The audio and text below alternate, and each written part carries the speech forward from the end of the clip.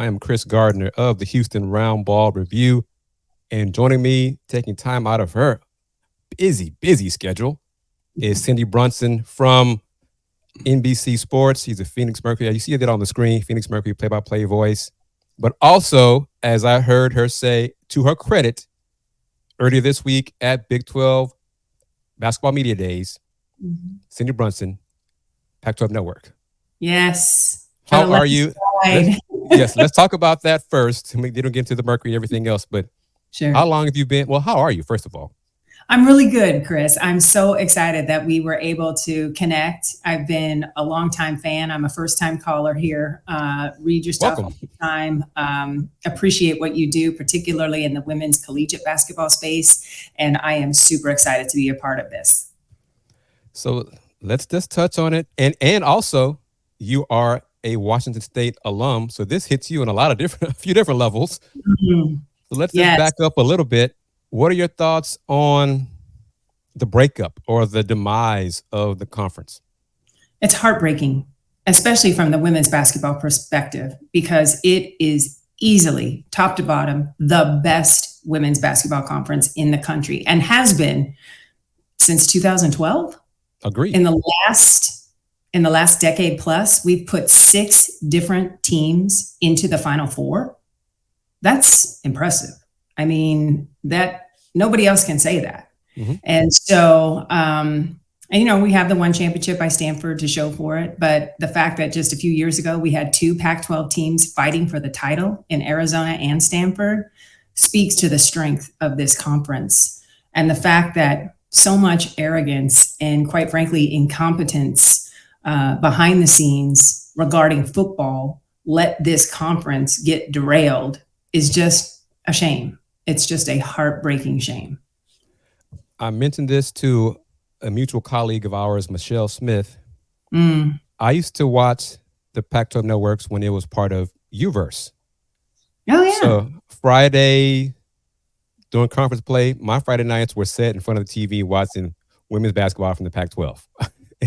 Yeah. I'm not ashamed to say it. I look forward to it because of the games, the competition, the talent, everything. And then Uverse dropped the Pac-12 Networks, and I was like, well, I don't have that much in my budget to go out and just buy whatever it was for the Pac-12 Network. So and that's been a big problem, Chris, right? Distribution, the ability to get eyeballs on the product. It's been a huge stumbling block since I joined, first started calling games in 2014. It's really frustrating because I think that's what helped crater the conference, because we just couldn't prove how good we are because people just couldn't find us. Well, this is the last season of the Pac-12 as we know it. Right. So what's the vibe, the atmosphere for you, coworkers, everything? A lot of melancholy, a lot of what if, and a lot of hugs and hoping that the eyelash glue holds because the eyes have gotten wet. It's gonna be wild, but still on the court, it's gonna be incredibly competitive. UCLA is going to lead the way, followed by Utah. Stanford's going to be right there in the conversation. So is Colorado. Washington State ranked in a preseason top 25 poll for the first time in program history. We've got a half dozen teams already ready to make some noise at the very start of this season in just a couple weeks. Now, on a personal level for you, as a Washington State alum, what is the vibe on campus about the Pac-2? We are united with Oregon State, which I love to see. And that was another reason I wanted to be front and center at Big 12 Media Day. I wanted to meet Commissioner Yormark. I wanted to get in front of him. And I wanted to stress to him, if he is going to talk the talk about being a women's basketball fan, then walk the walk. Bring in Oregon State and Washington State. In the Cougars, you have a defending Pac-12 tournament champion. And in the Beavers, you have a team that was one of those half dozen that has been to a Final Four. They did so in 2016. What Scott Rueck and Cammie Etheridge have done to raise the bar of women's basketball, not only in the Pac-12, but nationally, deserves to be a part of the Big 12. What is your sense of it? Do you think it's going to happen? Most Last I heard, it wasn't going to happen. They weren't going to expand and add Wazoo and Oregon State. What is your sense? My sense is full of hope. I just think it makes sense to bring those two schools in. If you really want to have coast to coast dominance, like Commissioner Yormark mentioned at 12 Media Day, then including those two schools, folding them in, gives you that dominance. It checks every box, particularly in sports that aren't football, in women's basketball, in baseball. Oregon State is a recent NCAA champion in that sport. Track and field, Washington State Elite. These are two programs that, while their student body isn't that big, they have punched above their weight for so long, they have turned themselves into legitimate Power 5 schools. And to the recent 4 new members in the Big 12, Washington State and Oregon State are much better academically and athletically across the board. Saying all that, then what is the rationale? What have you heard? What have you been told? What has Wazoo been told, heard, Oregon State, for being excluded from Big 12 conversation, Big 10 conversation, any of the power conference conversation? For the Big 10, I heard it was academic prowess was not ideal, and also student body size. And student body size knocked Washington State and Oregon State in Big 12 consideration. But then when I look at the 4 schools that Yormark brought in, I went, I don't see gigantic football stadiums in every one of those schools. And I get that football drives the bus, but look at what Oregon State is doing right now. Wazoo has lost 2 in a row, needs to get right, but Jonathan Smith has that thing rolling in Corvallis. So if you want a legit football team that can challenge for one of those 12 playoff spots that are coming down the road in college football, it would behoove the Big 12 to bring Oregon State in. If it doesn't happen, what is, in your opinion, the next best option for the 2 programs? I think then we look toward the Mountain West, joining there. And then that would be a scenario where both Oregon State and Washington State could look to win a lot of the prizes and hang a lot of banners because, as I said, they are Power 5 built. So they're ready to rock. As long as they can keep the NIL money churning and get the elite athletes coming to their campuses, it could be a benefit for those 2 schools down the road. Do you see the option of, I guess, a reverse merger to keep the Pac-12 name, or would they go into the Mountain West under the Mountain West name? I think they want to do it in reverse, as you so pointed out. That Pac-12 brand is remarkable, and it has 100 years of history associated with it, right? Wazoo has been in some form of the Pac-12 for 106 years.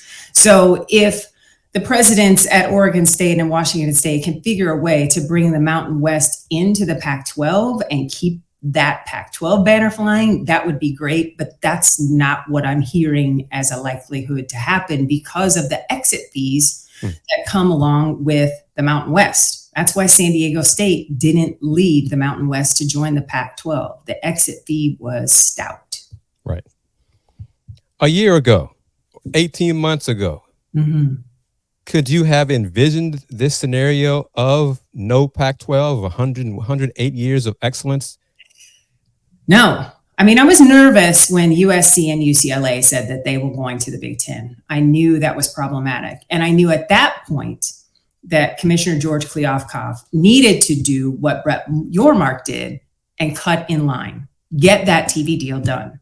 Because had the TV deal featuring linear options on ESPN or Fox or however it would look was there, then Colorado would have stayed.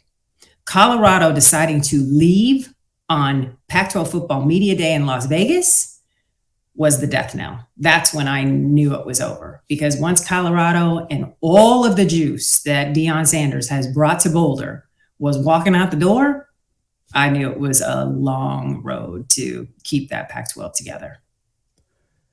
And With everybody started scrambling for the lifeboats, right? yes, Yes. Decided, okay, we'll go to the Big 12. The mountains, we're out. We're going to the Big 12. So, and then, Oregon and Washington, the two crown jewels football wise that were left to that point, were in talks with the Big Ten as soon as they could dial it up on their cell phones after Colorado walked out on media day. Now you can name names if you want to. I'm not asking you, not putting you on the spot.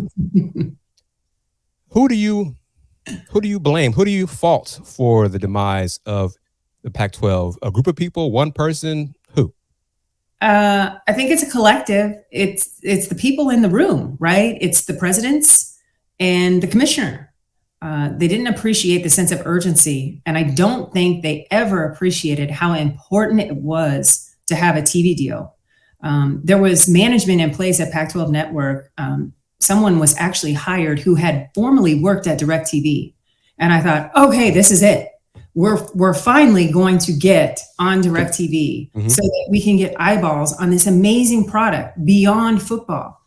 And when that didn't happen, 2016, 2017, I started to really get concerned for the future of the conference, because that's what matters, right? Fans, as technology savvy as they profess to be, they don't want to be. They want whatever is available on the cheapest cord cutting outlet, whether that's YouTube TV, Hulu, whatever it is. They want it easy. And Pac-12, despite being down the road from YouTube TV and down the road from Google, went out of their way to make it as hard as possible, it seemed, to find the product. And that was so frustrating. For me personally, it was kind of awesome because I got to grow as a play-by-play voice in a vacuum. People weren't on me telling me I was terrible. I didn't get my self-esteem crushed like a bug. And so I was able to make my mistakes and take my lumps and grow kind of on an island. And now I'm enjoying the fruits of all of that hard work and all of those reps. So for me personally, I hated that nobody could see the product, but it paid dividends for me. How long have you been in the media business in front of the camera? Ooh, in front of the camera, a long time. Longer than you've been around, Chris. I'm not so sure about that, Cindy. I'm older than I look, I'm happy to say. So. I know. Black don't crack. Yep. Golly, 26 years now. Wow. Yeah, the bulk of it spent at ESPN. I was there for 13 years, hosting shows like SportsCenter, First Take. That was really fun. That's where I met my husband, Steve Berthiaume. He is the television play-by-play. Really? Yes, for the Arizona Diamondbacks, which is why we left ESPN in 2013, because he got his dream job. So we moved out to the Valley, and it's been amazing. And I was very lucky at that point because I wanted to be Linda Cohn. I did not have any other plan than to be a studio host in Bristol, Connecticut.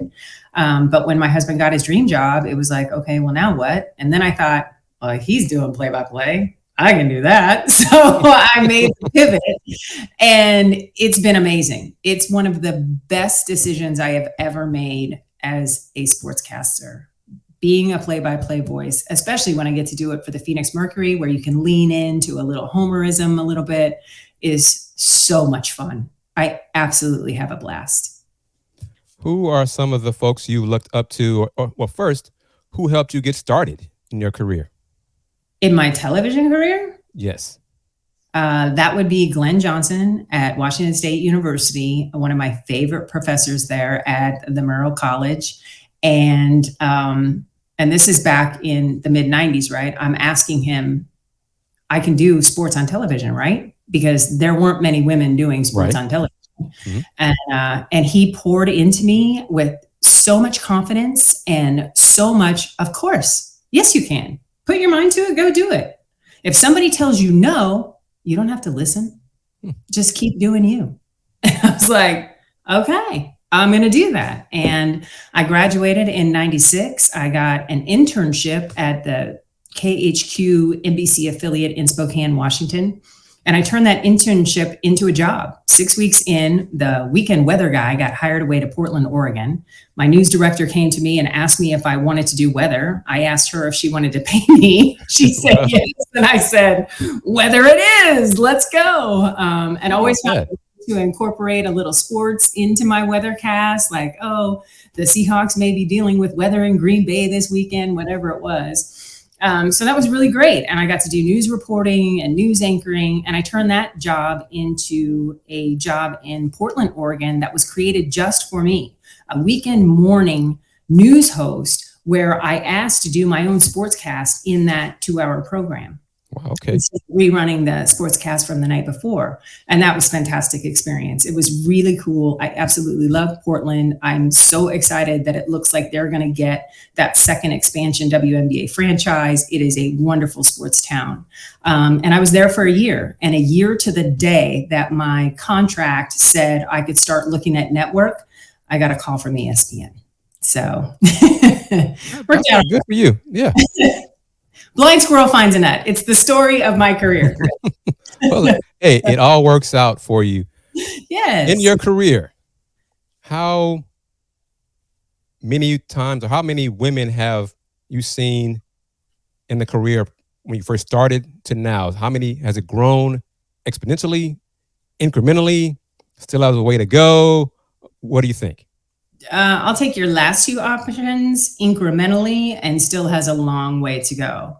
I think I'm finally getting to the point now. I have one mentee, Alexis Davis from LaChina Robinson's Rising Media Stars program, who is now pivoting, getting off of the I want to be a sideline person to I want to do play-by-play. She is my first mentee in that reign. So I think it's happening. But I would like to see more. I was very pleased when NBC announced that it was hiring myself, Zora Stevenson, and Sloan Martin to do play-by-play for Big Ten women's basketball this season. Because Richard Deitch, Sports Illustrated, athletic fame, said, this is great because this is an opportunity for women to get more reps. You get more reps, you get better, you get stronger, you learn your play-by-play identity. And it just shows more people in that space and what's possible. And so I'm very proud and privileged to be a part of that wave that can be the example for the next generation. Excellent. Another reason to watch Big Ten basketball. Let's get into some hoops, some on-court stuff we touched on a little bit. Okay. Let's go. Well, right there, Big Ten. Caitlin Clark, Iowa. Your thoughts on her popularity, explosion, everything about her. What are your thoughts on Caitlin Clark? Caitlin Clark is the real deal. She is so media savvy, and she wants to be the best player on the floor at all times. I'm very curious to see with NIL and all of the distractions that could weigh her down, how she's going to continue to elevate her game, continue to impress, continue to lead, because I think that's going to be the particular challenge for this generation of hoopers, right? Diana Taurasi didn't have NIL to worry about. Sabrina Ionescu didn't have NIL to worry about. They could just stay in the gym, and that's all that mattered.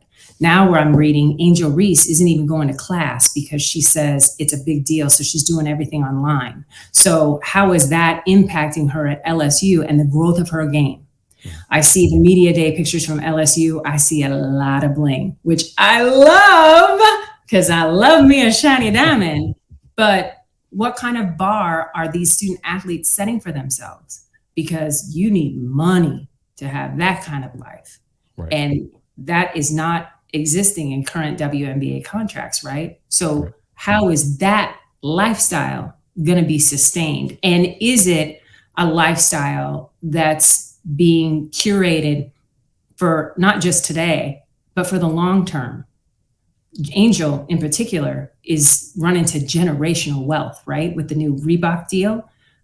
Who's helping her? Is she getting help from a financial planning standpoint so that when her playing days are over, she's set for life, as is her family? Let's see. Pac-12. Yes. You touched on a little bit. I thought about this. I spoke on it a few times in previous podcasts. The realignment changes is football dominated. For the longest time in my mind, I was like, what is going to happen to Stanford women's basketball? They're going to go dominate the ACC now. Tara Vanderveer is going to take her winningest coach in every category ever and play for free, basically, in the ACC, right? That was the deal that Cal and Stanford struck. We just want to be involved in football, men's basketball, and women's basketball. And the rest of the Olympic sports can just figure it out. All right. But now Stanford can be the big dog again in the ACC. They were the big dog forever. They were the tent pole program for women's basketball on the West Coast, and particularly in the Pac-12 for years, until the Pac-12 said, you know what? They don't have to be the only one. And it became iron sharpening iron, and the coaches agreeing, we're going to schedule tougher. We're going to schedule non-conference tougher. And we are going to punch and scratch and claw and grind and make this conference better. The stronger we schedule, at the time it was all about RPI, right? Get our RPI up, get noticed by the NCAA tournament selection committee, and really put this conference on the map. And so Stanford's just going to take that blueprint and move it to the ACC and really enjoy dominating that conference, because that's what Tara does. And one of the things that the Pac-12 coaches said, they really benefited from the Pac-12 networks because the players could watch them, the West Coast players, because for years, West Coast players went to the East Coast or went to Texas or wherever. They did not stay on the West Coast. Right, which is a crime. Think about Juju not playing at USC. Are you kidding me? Like, what? So now she's at USC, and Lindsey Gottlieb has that thing rolling, and they're ranked as a team to watch, preseason top 25. I mean, I hate that the conference is going away, but the quality of basketball being played by every single member school is not going to be diminished. Well, I got a question for you. Okay, you're going to call Big Ten women's basketball this season. What are you going to do next season? Because, I'm in the Big 12 now. My Houston team's in the Big 12. What are you going to do? Well, I'm looking to pivot. Very grateful for that NBC opportunity. A smattering of games this season, and then it will grow next season as the West Coast schools are incorporated. I'll probably stay West Coast a little bit more, I envision. I don't know. I haven't been told that, but that just makes sense since I'm located in Phoenix. And then I hope to incorporate some Big 12 coverage. That was a reason why I took myself to Kansas City. Well, that and my sister from another mister, Sheryl Swoopes, was there working for ESPN. So it was a great chance to see her and catch up. But I would like to make that pivot as well and follow the mountain schools and the desert schools to the Big 12 and continue to cover those teams and those storylines, because I have great relationships built up with, Coach Lynn Roberts and J.R. Payne and Adia Barnes and even new head coach Natasha Adair. We are two peas in a pod. So I want to continue to cover those programs and watch their success, because everybody is going to be a headache to play. And it won't be. Now, the Big 12 has always been Baylor and Texas and everybody else, right? That's kind of been the vibe. Well, we know Texas is leaving, so that leaves Baylor, and Baylor is not going to be the best team next year. It's going to be. I agree. I agree with you. It's going to be Arizona. Arizona State is coming. Mark it down with a Sharpie. So I think those four schools are going to dominate a lot of the activity because they've been doing it. They're just doing it in a different space. That's one thing. Boy, I don't want to say it, but I'm going to say it because this is my podcast. Yeah. With the four schools coming in next season, it's going to be even harder for Houston women's basketball to rise up the ladder in the Big 12. That's true. That's really true. But I think what the Big 12 moving forward needs to do is what the Pac-10 and 12 did a decade ago. And that's get together as a group, as a coaching collective, and say, this is how we're going to schedule. Yes. This is what we're going to do. It has to be, we got to develop scar tissue. You got to know what it's like. You got to feel the pain of what it takes to win. And if we do that as a group, then as a group, our conference is going to get more slots in the NCAA tournament. And I think that's a very doable option because there are great schools in that conference. There's no excuse for your beloved Houston to not be good in women's basketball. Look what Sampson is doing with the men's team. Right. So it's all right there. You just got to go take it. You and Sheryl Swoopes. Yes. Do y'all have any? You work together with Sheryl in any collaborations? We are 2 seasons into Athletes Unlimited Pro Women's Basketball. That was our first working experience together. And that's a group of women led by Natasha Cloud, Sydney Colson, folks like that, Lexi Brown, that decided women's basketball needed another professional outlet here in the United States. And AU Sports, led by Jonathan Soros and John Patricoff, have been fantastic. Kevin Durant is an investor. And it's an opportunity to ramp up for the WNBA season and play hoop here in the United States and have your friends and family be able to watch. And it's always in one location. Year 1, we were in Las Vegas. Year 2, Dallas. Not quite sure where we're going to be for year 3. But that has been a great chance for me to not only get to know Sheryl better, but to work alongside. She is an excellent analyst. And for me as a fan growing up and loving her, watching her on the floor, she was Michael Jordan to me. Watching her drop 47 for Texas Tech in the national championship game to win the school's only title. I literally almost transferred to Lubbock because I thought that was the center of the women's basketball universe. So to be able to work with her has been an absolute delight.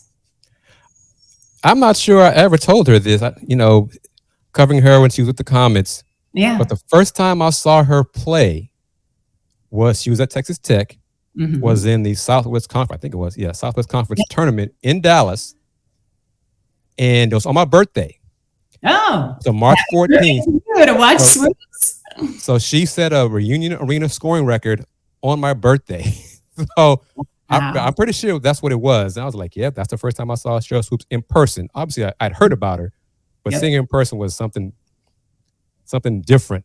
So I need to let her know that because, I don't want her to, Sheryl and I are close, but she thinks sometimes that, we're Chris, you're just saying that. No. The first time I saw her was on my birthday years ago. Do you remember the number she got? Whatever the reunion, 40 something. I don't know what it was. I don't believe it was 47, but it was. I bet it was up there.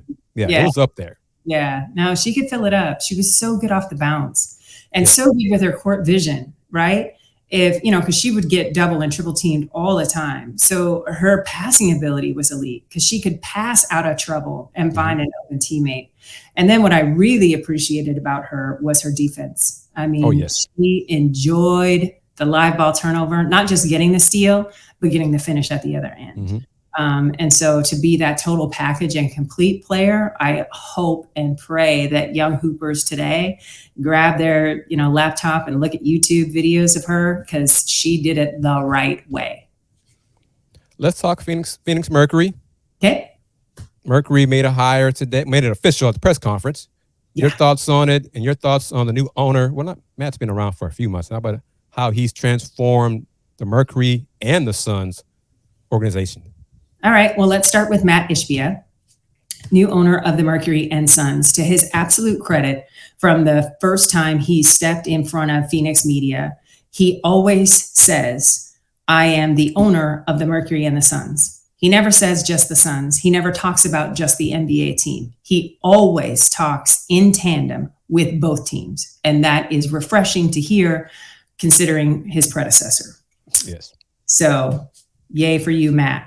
He is also a human ATM. He wants to win championships yesterday, and he does not care what it costs. And he wants both Phoenix organizations, the Suns and the Mercury, to be the best in their respective NBA and WNBA leagues. To that point, he got out his checkbook or opened his ATM to bring in Kevin Durant and Bradley Beal for the Suns. On the women's side, when he heard that the Aces had built a 65,000 square foot practice facility, he said, you know what? I'm going to build the Mercury a 100,000 square foot practice facility, put it right downtown and build some new executive offices with it as well. And this is just not even 2 years after the completion of a prior practice facility that the Suns and Mercury were sharing. Ishbia said, no, that's not good enough. We'll leave the smaller one to the men and we'll build the women a brand new one. Really? Okay. Wow. Remarkable. So love that. He walked into a situation where there was a coach in Vanessa Nygaard, and she didn't survive the season. She was replaced by interim head coach Nikki Blue. Now, this was a difficult season for the Mercury on one really big front, and that was the return of Brittany Griner. Right. Because we just didn't know what BG was going to do, or shoot, if she should even be playing. You know, there was just this hesitancy of take care of yourself. You've been through so much. But then there was also the joy element of it, which she just totally leaned into, of wanting to give back to the fans who she feels with every fiber of her being helped her get home. That in conjunction with her wife, Sheryl, who fought tooth and nail to get in front of President Biden and really, rattle the sabers. It was amazing. So there was always that kind of weight of, is BG ready? Can she help the team? We don't want to make her play too many minutes. And then it got to a point of, oh, we really need BG to play a lot because we just don't have enough pieces here. And then health became a concern. And then it was mental health for BG. I thought Nikki Blue did an amazing job as interim head coach. When she had Diana and BG healthy and Sophie contributing, the team won. She won 7 games at home and they were good. It was when injuries started to pile up and then BG needed to take mental health days, which was totally understandable. But when you don't have one of the best centers in the world on the floor, that's going to be a tough road to hoe. So season ends and I was hoping and praying for Nikki to get the job. I thought she did a great job of holding things together and still finding joy in the wins. She created new locker room celebrations, and you would never know, Chris, that the team had only won 9 games. The body language was awesome. Nobody was hanging their head. No shoulders were drooping. It was really remarkable to see. And the effort was there. There was always like a 5-minute span that just proved to be the death knell for Phoenix. Every single game, it seemed like, especially toward the end. And without those 5 minutes, they were right there. They were scaring teams that were going to the playoffs. It was wild. So season ends. It was the worst season since 2012 when Penny Taylor tore an ACL and Diana only played 8 games. And Ishbia said, I'm searching for a new head coach. And I'm looking to the NBA and to men's college basketball. And he was very definitive in that. He didn't waver when, reporters were like, well, what about, it's Reese Witherspoon. What about, he's like, I am not concerned with the necessity to have a former WNBA player. I want what's going to fit for this organization. It will come from the NBA or men's college basketball. And that is exactly what transpired. So for everybody at home wringing their hands, the guy's a man of his word. And he has also said he will do whatever it takes to win. He will pay whatever it takes in free agency. He will do whatever it takes to even upgrade the hotels that his players stay in. Like, he is doing the right things. So he has tapped Tibbetts and Nick Uren, the new general manager. It was a quick call for him. In fact, as soon as Uren, I found out today, was hired, one of the first calls he made was to the new Mercury head coach. Okay. It was a coaching search before they had a relationship from before when Uren was at the Warriors. So yeah, that was his guy. And I don't think Nikki could have done anything more than she did because the GM already had his guy and the blessing of the owner. So who already said, we're going NBA or men's college basketball. So I sit back as a women's college basketball fan and I think, well, if you had to have a man, Kelly Graves at Oregon, Scott Rueck, Oregon State, men that have proven not only that they know what WNBA talent looks like, Oregon, hello, 3 first-round draft picks, but in that one class alone. But they've proven in that women's space. And I think that was the big question mark for Mercury fans. And I totally get that. I completely understand it. But they're putting a lot of the right people around him, I think, especially with assistant GM Monica Wright Rogers.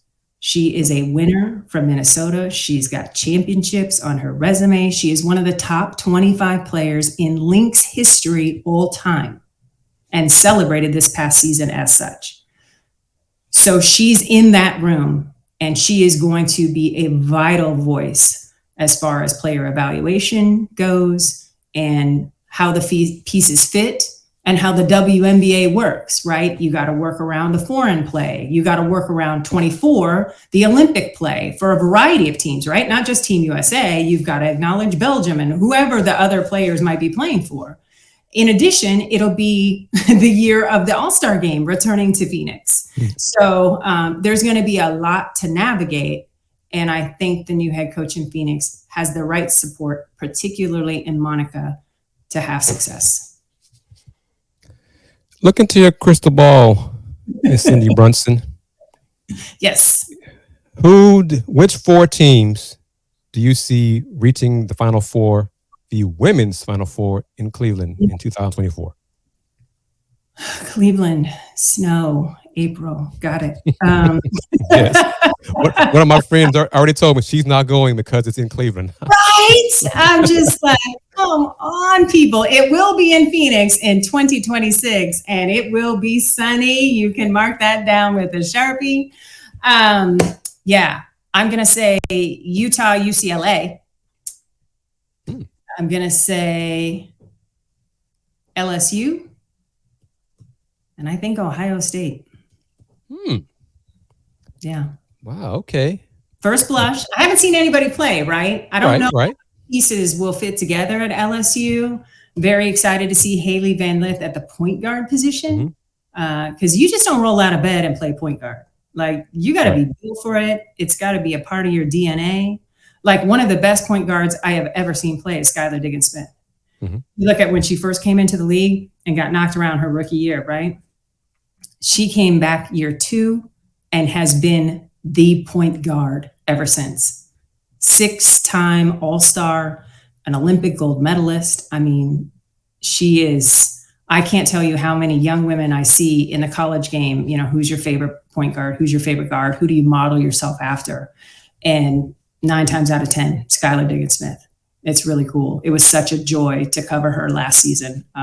One of the best guards I've ever seen play in the WNBA. I got to say, Cindy, I noticed you did not go with probably majority of folks would go. You did not say UConn as one of your 4. Didn't, because I don't know how healthy those guys are. They say Paige has been cleared. If Paige and Fudd are 100%, I like UConn. But I got to see him play. Understood. I know what Ohio State has, and I know what Utah and UCLA in particularly have. LSU, I'm not going to not put the defending champs in there because they're built for this, right? They gave Mulkey all of that money. They backed up the Brinks truck to say, hey, run it back. So I like the pieces she's got. So yeah. UConn, I need to see that. Invite me back in a month. Let's play a few games, month and a half. Oh, in fact, invite me back league play. Let's look back at it, because that's when you know. Invitation has been extended. You got it. So we will do that when league play. Excellent. I try to help myself. Hey, I was going to ask you anyway. I was going to put you on the spot anyway in a minute anyhow. So you'd already beat me to the punch. That's fine. Yeah, no. And I think it's good for women's basketball, for UConn to be a part of the conversation, because they're so polarizing, right? People either love the Huskies or they just can't stand them. Yeah. And I love that. I love that about Gino. And he just wears it. He does not care. He understands that everywhere they go, it's a circus. And he is just the grand marshal of all of that, right? He's just like, yeah, that's what we do. It's how we do it. All right. Got a few more questions I'm going to toss out to you. Some team names for you. Yes. As maybe you see them possibly making, because you didn't say Iowa. I did not. You didn't say Texas. No. You didn't say Tennessee. No. Either one of those 3 you think have a chance to get to Cleveland? Texas probably has the best chance because of Harmon. Rory is special. Oh my goodness gracious. Tennessee, I need to see what the new group looks like for sure. and how they play together. There's a lot of question marks there. And who was the other team? Iowa. It was funny. At times, they look like world beaters, right? First of all, shout out to Iowa. 55,600 fans. Holy free holies. Kinnick Stadium was rocking. That was so special. My eyes were wet. I'm texting Christy Winter-Scott. This is beautiful. Oh my gosh, this is so amazing. And the fact that they were intentional about that. Yes. Coach Bluter got together with Clark and they're like, we got to do something. We got to do something that just has not been done before. And they found a way and they got it done. So that was just beautiful and amazing. But what I saw that day, in addition to the amazing scene and the wave to the hospital and all of it, was a DePaul team that doesn't have that much expectations going into this season, pushed that Iowa team in stretches. Mm-hmm. And okay. I didn't think in an exhibition style that should have happened. I thought if Iowa was going to be a team that was going to challenge for Cleveland, that the hammer should have been thrown down and that the win should have been by 30. You know what I mean? Mm-hmm. And DePaul made a couple of different runs in each half that was very impressive. When those 3-point shots were falling, I was like, okay, Blue Demons. And defensively, Iowa really didn't have an answer for that. So that's why I hesitate with Caitlin Clark and Iowa. Well, Iowa's defense is the issue. I mean, it has been for, yeah. Yeah, you said that out loud. Sorry, Iowa fans, but I think you agree with me on that, especially in terms of championship. Yeah. Yeah, I call games for the Mercury. That's the knock on them, right? They always score more. As long as they can score more, they're going to win. But at certain points, you got to lock somebody down. And I didn't see that capability like I had hoped to see it from Iowa in that one instance. Again, that can change. We'll discuss again in January. Fair enough. Wrapping it up with you, Cindy Brunson, what advice would you give young ladies who would like to follow in your footsteps? Do it, please. I would be happy to pass the baton to you. I would say learn the sport that you like the least, because that will probably be the opportunity that you will get to call games first in, whether it's lacrosse or water polo, something that, isn't your absolute love, but thanks to that handy dandy little computer that you carry around in your pocket that is called a cell phone, you can learn about anything you want and you can master it and get opportunities that way. There are tons of opportunities to do play-by-play in a sport like minor league baseball. They are chomping at the bit to hire, young people with not much experience, because you're not expensive at that point, right? So it's a cost-effective way to continue to fill the positions, and it's a great opportunity. And I will also add, anytime that you can get a rep in, it is a step. Every time you put that headset on and put that microphone in front of your face, you have an opportunity to grow as a broadcaster and grow as a human being. Take that opportunity and run with it. Excellent. Thank you. And I will also add, for all the women out there, no is a complete sentence. The word no is a complete sentence. If it doesn't feel right, if you don't want to do it, you don't have to do it. Be sure and find something that you are comfortable with. As you push yourself to do something outside of what you thought you would do, trust your gut. If it really isn't meant for you, your gut will tell you.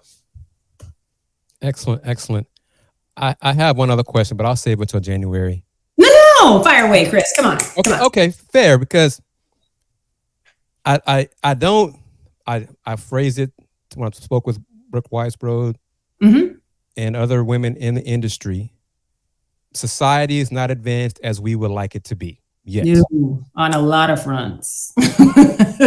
in your career, how did you navigate, or still navigating, the discrimination factor of it? Oh, she's a woman, women don't know sports, or all of that drama that you as a female in this industry, I have never experienced that part of it. I don't, I ask about it.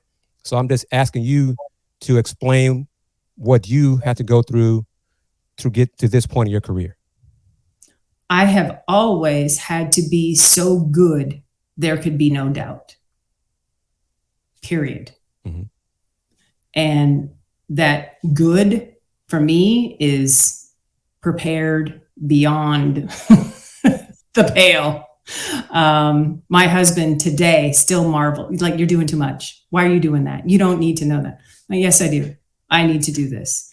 To be, one of the first people to arrive for me in a gym, to be one of the last people to leave, to be good to everybody you encounter, everybody on the crew. Everybody in the Phoenix area knows me, and in Tucson too. I'm the person that'll bring the donuts or the cookies, just the little things that, a thank you, because I know it's not just me. I'm just one piece of the puzzle. I may be the most visible or the one that you hear from the most, but I'm just one piece in the whole entire process. And so to always take the time to celebrate those who are working alongside and behind the scenes with you is super important. I would also say, if folks are still in school, to take disciplines that show you both sides of the camera. If you want to be front facing, that's great, but there are so many holes to fill behind the scenes as well. I have only worked with 2 female directors in my 25 years. Wow. 2. Wow. That's not enough. Mm-hmm. A handful of producers, several really good ones at ESPN, a couple of whom have moved on to like the NFL Network and whatnot. But so think about positions behind the camera as well, because we still need to fill up a lot of that space too. And then I have always just believed in myself. And you cannot, as much as you want to look at social media, don't. It doesn't matter, because the one thing that will stick to you is that person who's anonymous, probably living in their mother's basement, who says something really cruddy, and it will stay with you.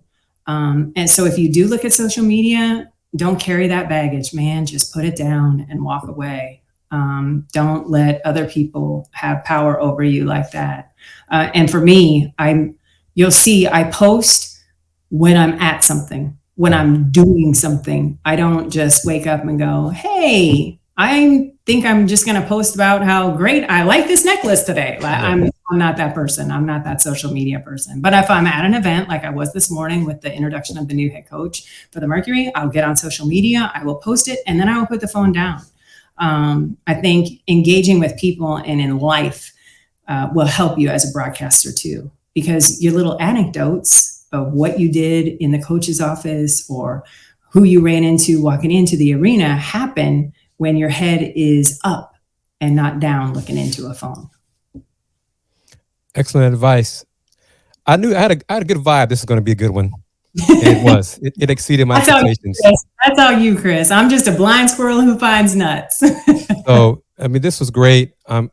This is another reason I told some of my younger colleagues, go to the media days, because you never know who you're going to meet in person. Yes, that's true. I find them very valuable, and you get so much one-on-one time with the coaches and players, and that is worth its weight in gold.